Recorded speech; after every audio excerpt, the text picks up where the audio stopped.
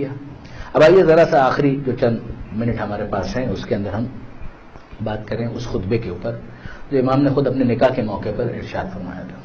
اس کے الفاظ اتنے خوبصورت ہیں کہ میں کئی مرتبہ تو مجلسوں کے اندر بھی اس کو پڑھ چکا ہوں. الحمدللہ اقرارا بنعمتہ، تمام تعریفیں اللہ کے لیے اس کی تمام نعمتوں کا اقرار کرتے ہوئے. ولا الہ الا اللہ اخلاصا لوحدانیتہ، اللہ کے سوا کوئی معبود نہیں، ہم پورے خلوص کے ساتھ اس کی توحید کی گواہی دیتے ہیں. وصلی اللہ علی محمد سید بریت، درود و سلام و ختمی مرتبت پر جو مخلوقات کے سردار ہیں. وعلی الاصفیاء من عطرتہ، اور رسول اللہ کی منتخب اور مصطفیٰ آل پر، ان کی عطرت پروجنی پر. اما بعد فقد کان من فضل اللہ علی الانام، یہ جملہ امام کا کمال کا ہے کہ یہ اللہ کا فضل ہے اپنے بندوں کے اوپر. ان اغناہم بالحلال عن الحرام، کہ اس نے حلال کے ذریعے حرام سے بے نیاز کر دیا. حلال میں اتنی گنجائش رکھ دی کہ اب حرام کی طرف جانے کی ضرورت ہی باقی نہیں ہے. یہ ہے اسلام. یہ جو آپ سنتے ہیں کہ اسلام دین فطرت، اس کی تشریح سے ایک جملے کے اندر ہے، اور یہ جملہ خود تشریح طلب ہے کہ خدا نے حلال کے ذریعے حرام سے بے نیاز کر دیا. ایک چیز جو اندر رکھی ہے وہ فطری ہے. بھوک فطری ہے، پیاس فطری ہے، نیند فطری ہے، جنسی خواہشات، یہ سب فطری ہیں. یہ فطری تمام تر چیزیں رکھنے کے بعد ایک طریقہ یہ ہو سکتا تھا کہ انہی کے اوپر پابندی لگا دی جائے، جو کرسچینٹی کے اندر کیا گیا، مناسٹسزم والی بات کی گئی کہ روحانیت کی طرف جاؤ، یہ چیزیں تمہیں خدا سے دور کر دیں گی. اسلام دین فطرت ہے، یعنی فطری جو بھی چیز ہے اس کو ایبسولوٹلی بین نہیں کیا جائے گا، اس کو چینلائز کیا جائے گا، اس کو سمت دی جائے گی. امام فرماتے ہیں اما بعد فقط کان من فضل اللہ علی الانام، یہ اللہ کا فضل ہے اپنے بندوں کے اوپر کہ اس نے حلال کے ذریعے حرام سے بے نیاز کر دیا.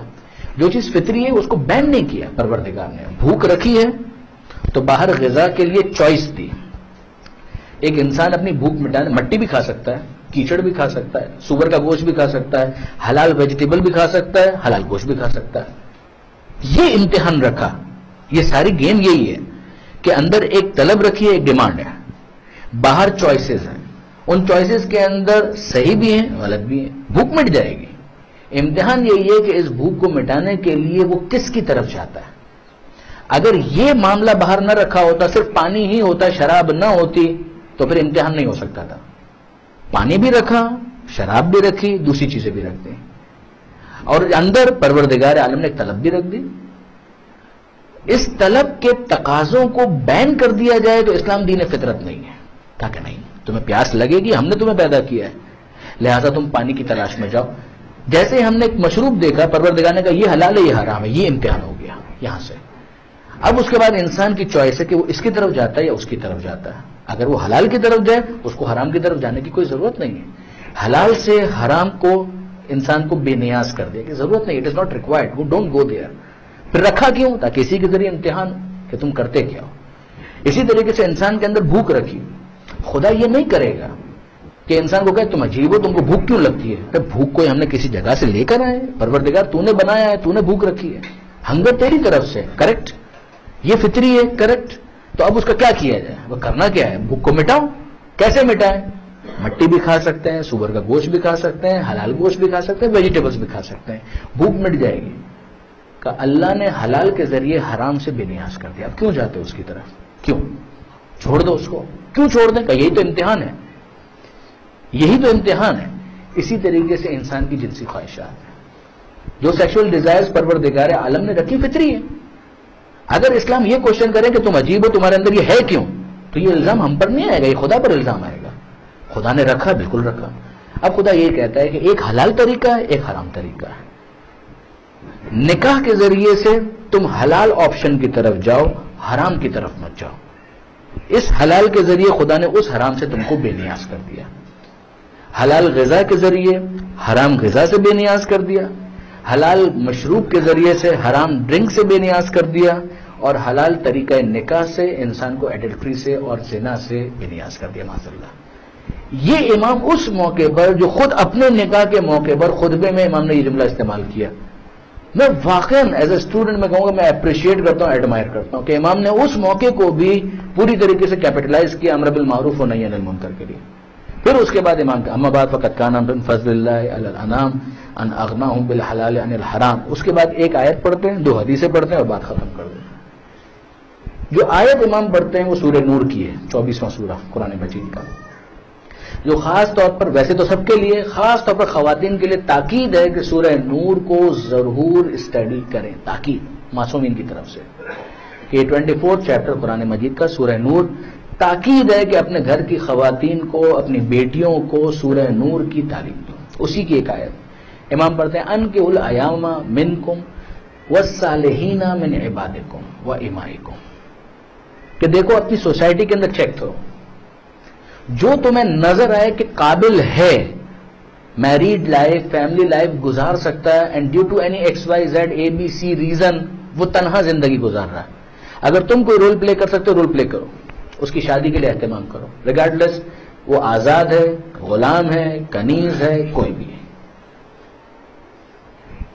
بیچلر ہے، ویڈو ہے، طلاق کی وجہ سے سنگل لائف گزار رہا ہے، اسپاؤس کے انتقال کی وجہ سے تنہا زندگی گزار رہا ہے، گو فار اٹ، ٹرائی کرو، کوشش کرو اس کے لیے.